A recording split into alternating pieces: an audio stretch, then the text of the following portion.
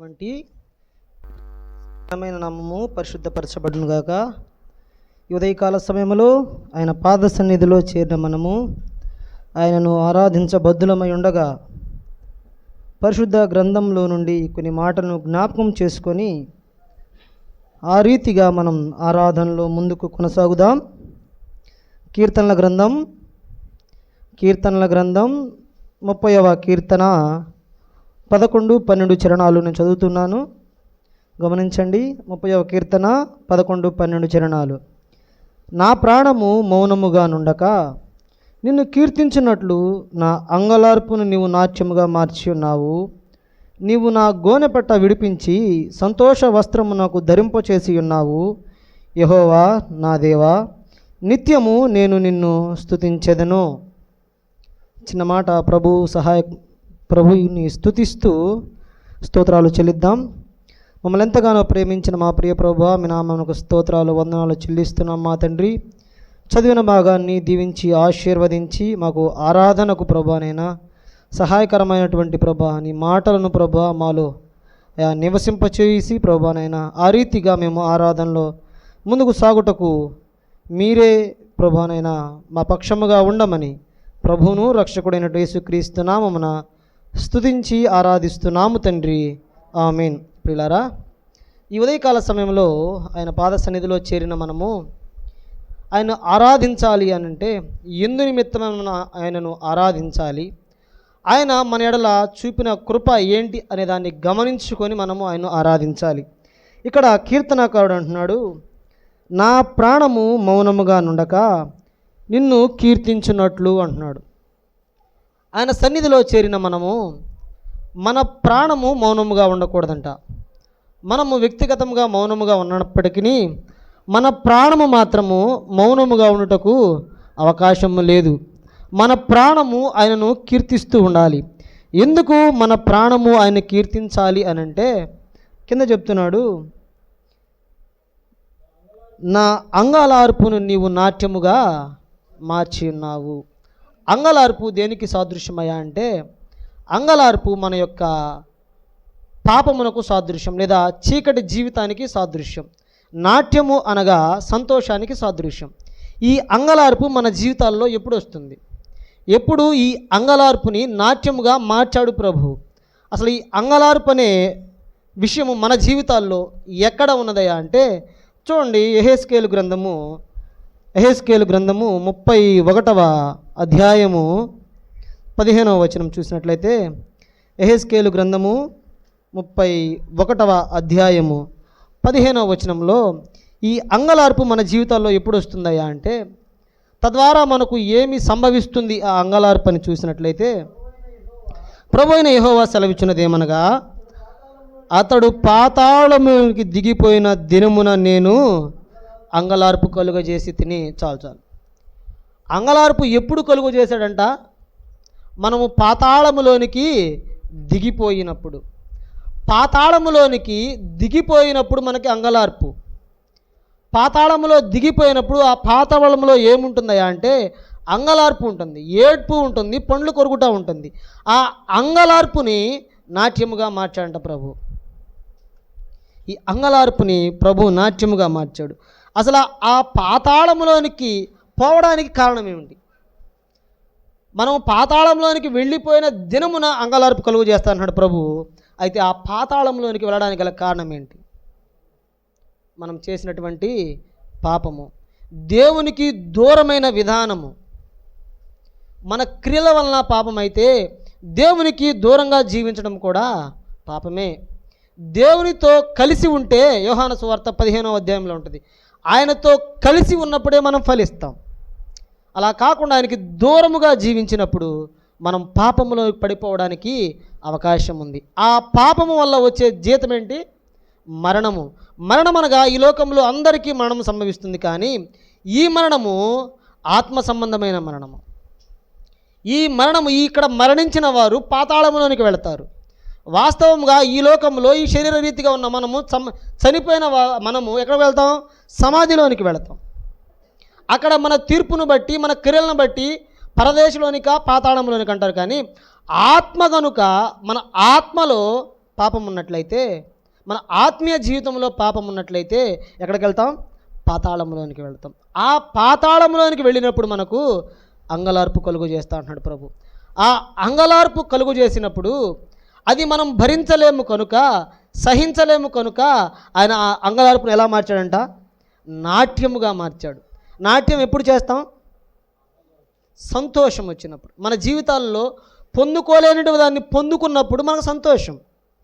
మనము ప్రాణాన్ని తిరిగి పొందుకోలేము, ఆ అంగలార్పును తట్టుకోలేము, దాని నుంచి మనం విడిపించలేము కనుక ఆయన ఎప్పుడైతే ఆ అంగలార్పును మార్చి మనకు నాట్యముగా చేశాడో అప్పుడు మనకు సంతోషం, అప్పుడు మనం నాట్యము, మన హృదయాల్లో నాట్యము. అందుకే అంటున్నాడు, మీ ప్రాణము మౌనము గుండకుండా ఆయన కీర్తించండి అంటుంది. మనం ఆయన కీర్తించాలి, ఆయన గణపరచాలి. ఎందుకయ్యా అంటే మన అంగలార్పును ఆయన ఎలా మార్చాడు? నాట్యముగా మార్చాడు. ఇంకా కింద వచనాల్లో చూడండి, 31:15లోనే యెహెజ్కేలులో, అనేక జలములను ఆపి అతనిని బట్టి నేను వాటి ప్రవాహములను బంధించి తిని, అతని కొరకు నేను లెబానోను పర్వతములను గాఢాంధకారము కమ్మజేసి తిని. మన జీవితాల్లో ఉన్న గాఢాంధకారమైన పరిస్థితులలో నుండి ఆయన మనల్ని విడిపిస్తాడు. అప్పుడే మనకు నాట్యము, మన జీవితాల్లో సంతోషము. గాఢాంధకారము మన మీద కమ్మ వేయబడినప్పుడు, మనము ఆ చీకటిలో ఉన్నప్పుడు, మనకి రక్షణ లేనప్పుడు, మన జీవితాల్లో వెలుగు లేనప్పుడు ఆయన మనకు వెలుగునిచ్చి మన జీవితాన్ని ఎలా మార్చాడంటే మన జీవితాల్లో మన దినాలన్నీ నాట్యము చేసే దినాలుగా మార్చాడు. అందుకే ఆయన మనము స్తుతించాలి, గణపరచాలి, ఆరాధించాలి. కింద ఫలవృక్షములన్నీ అతని గురించి వ్యాకులపడను, పాతాళములోనికి నేను అతన్ని దింపగా గోతిలోనికి పోవారు ఇద్దరికి వారు పడవేయబడగా. మనం ఎక్కడ పడిపోతున్నామంట? గోతిలోకి పడిపోతున్నాం. అంధకార సంబంధమైన గోతిలోనికి పడిపోతున్నాం. గోతిలో పడ్డటువంటి ఎవరు? గోతిలో పడ్డది ఎవరు? అన్నలు ఎవరిని గోతిలో పడవేసింది? యోసేపుని. గోతిలో పడ్డవాడిని ఎవరు లేవనెత్తాడు? దేవుడే. అయితే ఆ జనసమూహం లేపినప్పటికీ ఆ యొక్క యోసేపును లేవనెత్తినది ప్రభువే. అలాగే మన జీవితాల్లో అంధకారములో ఉన్నప్పుడు, గోతిలో పడిపోయిన స్థితిలో ఉన్నప్పుడు ఆయన మనల్ని లేపాడు. ఆ యొక్క పాతాళం అనే గోతిలోనికి మనం వెళ్ళిపోతూ ఉండగా అక్కడ అంగలార్పు ఉండగా ఆ అంగలార్పును మార్చి నాట్యముగా చేశాడు ప్రభు. అందుకే మనము ఆయన్ని స్తుతించాలి. రెండవ మాట, కీర్తన గ్రంథం 12:12 ఆయన నా అంగలార్పు నీవు నాట్యముగా మార్చున్నావు. రెండవది, నీవు నా గోనె పట్ట విడిపించి సంతోష వస్త్రము నాకు ధరింపచేసి ఉన్నావు. మొదటిది, మనకున్నటువంటి అంగలార్పును ఆయన మార్చి నాట్యముగా మార్చాడు. రెండవది, మన గోనెపెట్ట అనుభవం ఉన్నటువంటి మనము ఆ గోనెపట్టను తీసివేసి సంతోష వస్త్రాన్ని మనకిచ్చాడు.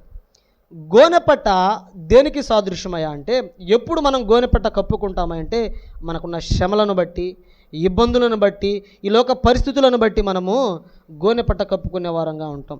ఈ గోనెపట్ట అనుభవము యెషయా గ్రంథము 37వ అధ్యాయంలో, యెషయా గ్రంథము 37వ అధ్యాయంలో హిజ్కియా యొక్క జీవితంలో ఈ గోనెపట్ట అనుభవాన్ని మనం చూస్తాం. చూసినట్లయితే హిజ్కియా 37వ అధ్యాయం 1వ వచనం, హిజ్కియా విని తన బట్టలు చింపుకొని గోనెపట్ట కట్టుకొని యెహోవా మందిరమునకు పోయి, 3వ వచనం నుంచి, వీరు గోనెపట్ట కట్టుకున్న వారై అతని యొద్దకు వచ్చి అతనితో ఇట్లనేది. ఏమన్నాడు చూడండి, హిజ్కియా సెలవిచ్చినది ఏమనగా, ఈ దినము శ్రమయు శిక్షయు దూషణయు గల దినము, పిల్లలు పుట్టవచ్చిరి గాని కనుటకు శక్తి చాలదు. ఆ యొక్క గోనెపట్ట కట్టుకోవడానికి గల కారణాలు ఏంటంటే మన జీవితాల్లో ఉన్నటువంటి శ్రమలు. ఆ శ్రమలలో నుండి ఆయన మనల్ని విడిపించాడు. గోనెపట్ట శ్రమలో ఉన్నప్పుడు మనం కప్పుకున్నాము, కానీ అలాగే శ్రమ ఉన్నది, శిక్ష ఉన్నది, మన మీద ఒక శిక్ష ఉన్నది. ఆ శిక్ష ఏంటి? ఆ శిక్ష పాపమునకు వచ్చే జీతము మరణము. మన మీద ఉన్న శిక్ష ఏంటయ్యా అంటే మరణం అనే శిక్ష ఉన్నది. ఆ శిక్ష ఉన్నప్పుడు మనందరి మీద గోనెపట్ట ఉన్నది. ఆ గోనె పట్టను ఆ ప్రభు తీసివేసి మనకేం ధరింపజేశాడంట? సంతోష వస్త్రాన్ని ధరింపజేశాడు. ఇప్పుడు నీ మీద నా మీద ఒక వస్త్రం ఉన్నది, అది సంతోష వస్త్రము. ఆ వస్త్రమునకు మరొక పేరే రక్షణ వస్త్రము. ఆయన మనకున్నటువంటి ఆ శ్రమను బట్టి, ఇబ్బందిని బట్టి, లేదా ఆయన ఉన్నటువంటి శిక్షను బట్టి, ఇంకేమన్నాడు, దూషణను బట్టి మనకు అవి ఏవీ లేకుండా ఆ గోనె పట్టను తీసివేసి సంతోష వస్త్రాన్ని మనకు ఆయన ధరింపచేసి ఉన్నాడు. అందుకే అంటున్నాడు కీర్తనాకారుడు 30వ కీర్తన 12వ వచనం చివరి భాగంలో ఏమంటున్నాడు చూడండి. ఎప్పుడెప్పుడు చేస్తాడంట ఆయన్ని? నిత్యము నేను నిన్ను స్తుతిస్తాను. నా ప్రాణము మౌనముగా ఉండదు ప్రభువా, నా ప్రాణము నిన్ను కీర్తిస్తూ ఉన్నది. ఎందుకయ్యా అంటే నా యొక్క అంగలార్పు నీవు నాట్యముగా మార్చావు, నా గోనె పట్టను తీసివేసి సంతోష వస్త్రమును నాకు ధరింపచేసావు కనుక నేను నిన్ను నిత్యము స్తుతిస్తాను. ఆయన సన్నిధిలో చేరిన మనము, ఆయన మన మీద ఉన్నటువంటి అంగలార్పును గోనె పట్టను తీసివేసి నాట్యాన్ని ఇచ్చాడు, సంతోష వస్త్రాన్ని ఇచ్చాడు కనుక ఆయన మనం స్తుతించాలి. అయితే ఈ గోనె పట్ట తీసివేయడానికి, అంగలార్పును నాట్యముగా మార్చడానికి, సంతోష వస్త్రాన్ని ఇవ్వడానికి ఆయన చేసిన పని ఏమిటి? ఇప్పుడు దాకా అయితే మనము ఏమిన్నామయ్యా అంటే అంగలార్పును మార్చి నాట్యముగా మార్చాడన్నాం. ఆ యొక్కటువంటి ఏమైతే మనకు గోనెపట్ట అనుభవం ఉందో ఆ గోనెపట్ట అనుభవాన్ని తీసేసి సంతోష వస్త్రముగా మార్చాడని విన్నాం. అయితే ఇలా మార్చడానికి ఆయన చేసిన క్రియ ఏంటి? యెహోవా దేవుడు మన మీద ఉన్నటువంటి ఈ శిక్షను తీసివేయడానికి తన ప్రియకుమారుణ్ణి ఈ లోకానికి పంపడానికి ఆయన ఇష్టపడ్డాడు. ఆయన ఎంతగానో ప్రేమించిన ప్రియకుమారుణ్ణి ఈ లోకానికి పంపడానికి ఇష్టపడ్డాడు. అబ్రహాం అయితే తన కుమారుణ్ణి బలి ఇవ్వడానికి ఇష్టపడ్డాడు, కానీ బలి అర్పించాడా? దేవుడు ఆపాడు, బలి జరగల. ఆయన చేసినటువంటి ఆ మొక్కునే ఆయన ఏమన్నాడు? నీవు చేసిన క్రియను బట్టి నీవు నీతిమంతుడుగా ఎంచబడ్డాడు, నీ విశ్వాసము గొప్పదని చెప్పాడు. అయితే ఇక్కడ తండ్రి తన కుమారుని ఈ లోకానికి పంపి వధ ఆపలేదు, ఆయన వధించడానికి ఇష్టపడ్డాడు. తన ప్రియకుమారుణ్ణి వధింపజేయడానికి ఆ కలువరి సిలువలో నలగొట్టడానికి ఆయన ఇష్టపడ్డాడు. అబ్రహాం అయితే ఇష్టపడ్డాడు, కానీ అక్కడ బలి ఇవ్వలేకపోయాడు. ఎందుకంటే దేవుడు ఆపమన్నాడు, ఆయనకి బలి ఇష్టమైనది కాదు. అయితే ఇక్కడ తండ్రి తన కుమారుణ్ణి బలియాగముగా సమర్పించడానికి తండ్రే ఇష్టపడ్డాడు, అలాగే బలిగా అర్పించాడు కూడా.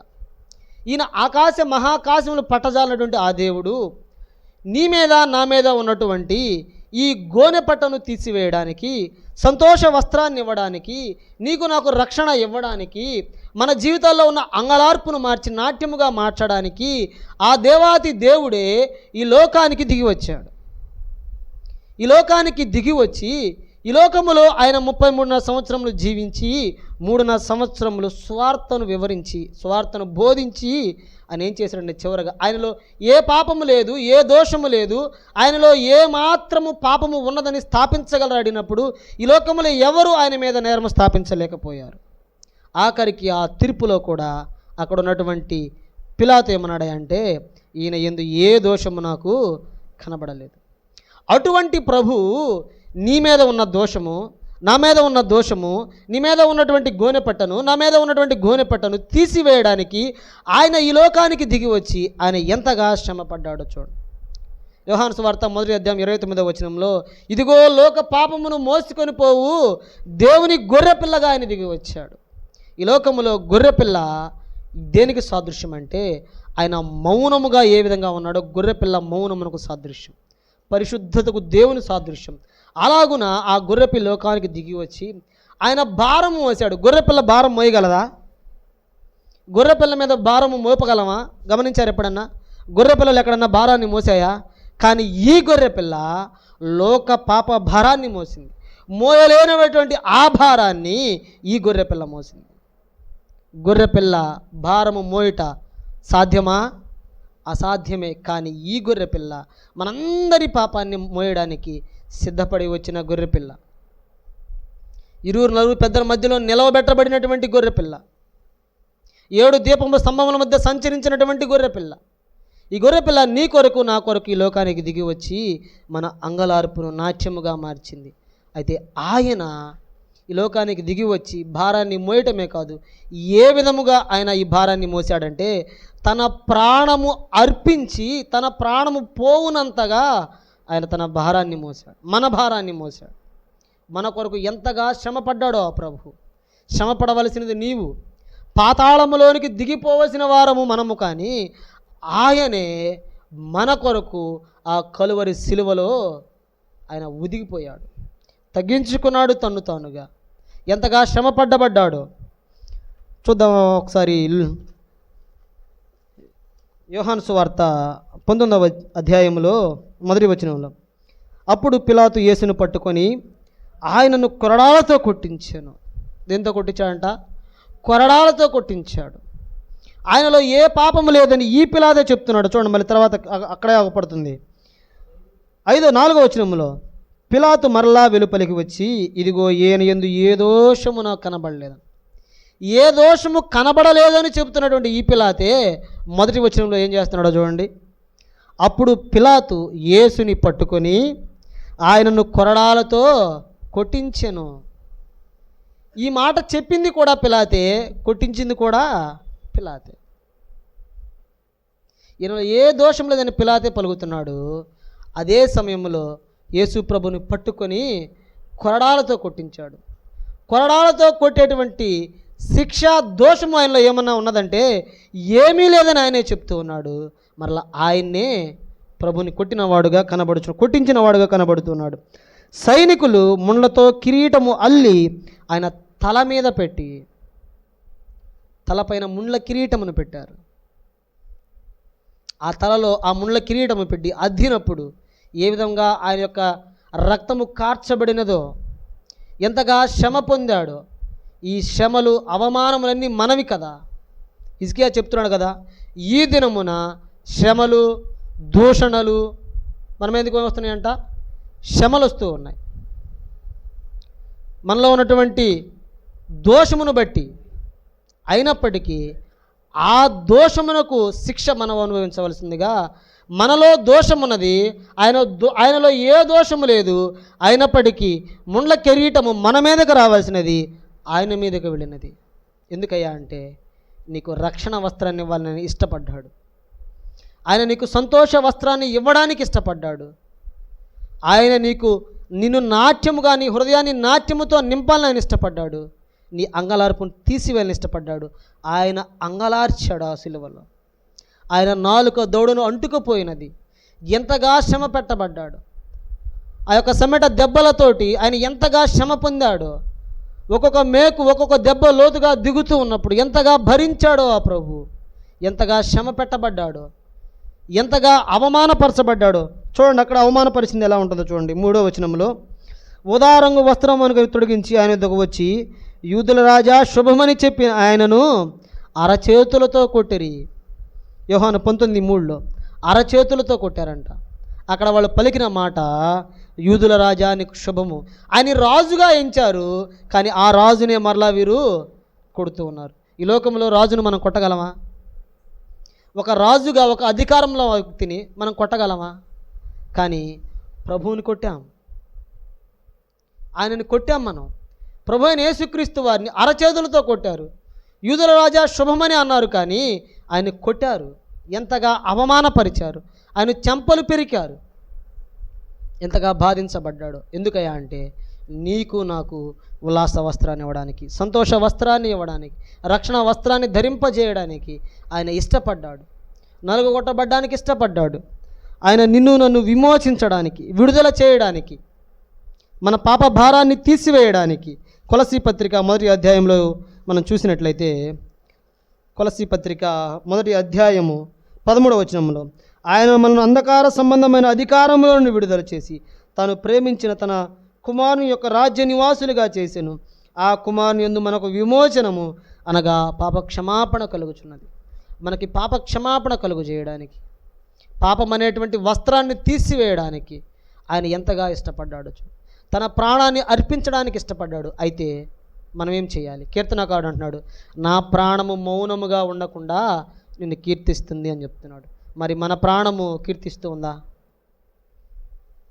దావీదు 103వ కీర్తనలు అంటాడు, నా ప్రాణమా యెహోవాను సన్నుతించు, నా అంతరంగమున సమస్తమా ఆయన నామమును సన్నుతించు. ఆయన చేసిన ఉపకారం దేనిని మరువకము.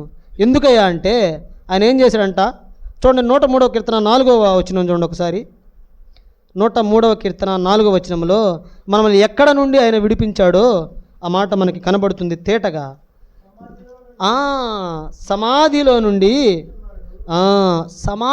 నుండి ఆయన మనలను విమోచించుచున్నాడు. మన ప్రాణమును విమోచించాడు. సమాధిలోంచి మన ప్రాణాన్ని విమోచిస్తే మన ప్రాణము ఆయన స్తుతిస్తూ ఉన్నదా? ఆయన గణపరుస్తూ ఉన్నదా? ఆయన ఆరాధిస్తూ ఉన్నదా? గమనించండి. ఆయన అయితే మన ప్రాణాన్ని, సమాధిలోంచి మన ప్రాణాన్ని విడిపిస్తున్నాడు. ఆయన విడిపించిన ప్రాణాలే మనవై. ఇక్కడున్న మన ప్రాణాలు సమాధిలోంచి ఆయన మాత్రమే విడిపించగలిగాడు. ఆయన విడిపించిన ప్రాణముతో నువ్వేం చేస్తూ ఉన్నావు? ఆయన స్తుతిస్తూ ఉన్నామా? గణపరుస్తూ ఉన్నామా? నేను నిత్యము నిన్ను స్తుతించేదను అంటున్నాడు కీర్తనాకారుడు. మనం ఆయన నిత్యము స్తుతించే వారముగా ఉండాలి. ఆదివారము నాడే కాదు కానీ ప్రతి నిత్యము, ప్రతి దినము ఆయన మనం స్తుతించే వారముగా ఉండాలి, గణపరిచే వారముగా ఉండాలి. ఎందుకయ్యా అంటే ఆయన అంత మాత్రమే కాదు, నీకు నాకు అంగలార్పుకు సంబంధించినటువంటి ఒక ఆహారమును కూడా ఇచ్చాడు. చూడండి, ఇర్మియా గ్రంథం 16వ అధ్యాయం 7వ వచనంలో, ఇర్మియా గ్రంథము 16వ అధ్యాయం 7వ వచనంలో ఒక మాట ఉంటుంది.